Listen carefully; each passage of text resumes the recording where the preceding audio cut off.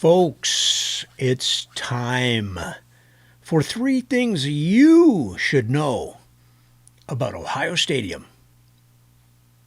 Folks, how are you? Come along with me on this bike ride as I share with you three things you should know about Ohio Stadium. Ohio Stadium, also known as the Horseshoe, or more commonly the Shoe, and, of course, home of the Ohio State University Buckeyes, opened for business in 1922.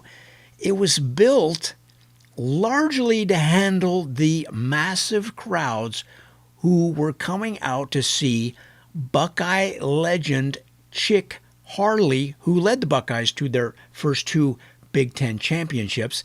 He was an amazing player, both offensively and defensively. One Buckeye fan said, it's the same with my wife.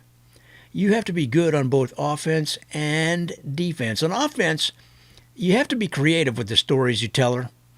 On defense, you need to be able to bob and weave quickly to avoid being hit by various pots, pans, and kitchen utensils.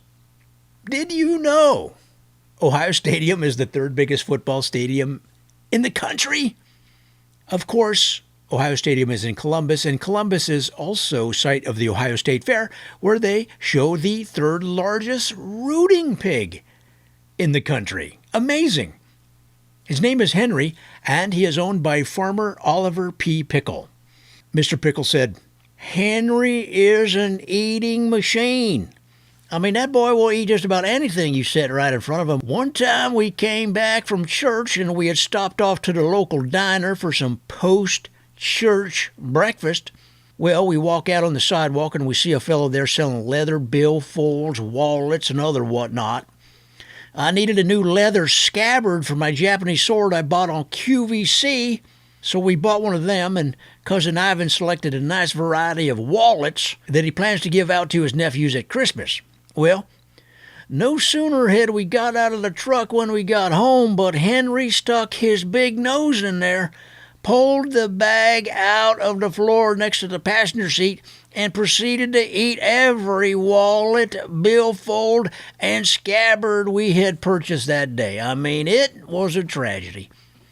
But it didn't hurt Henry but none. In fact, I think he was walking a little prouder after that. Gosh darn if I can explain it.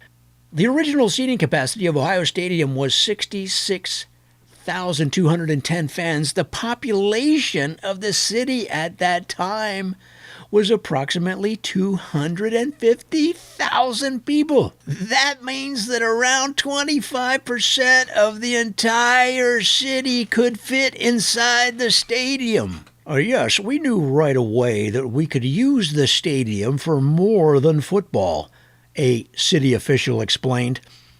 In the off-season, we used to open a summer camp for kids. We blocked off the open side of the Shoe with giant fences made of Buckeyes, mud, straw, and peeled-off labels from root beer bottles.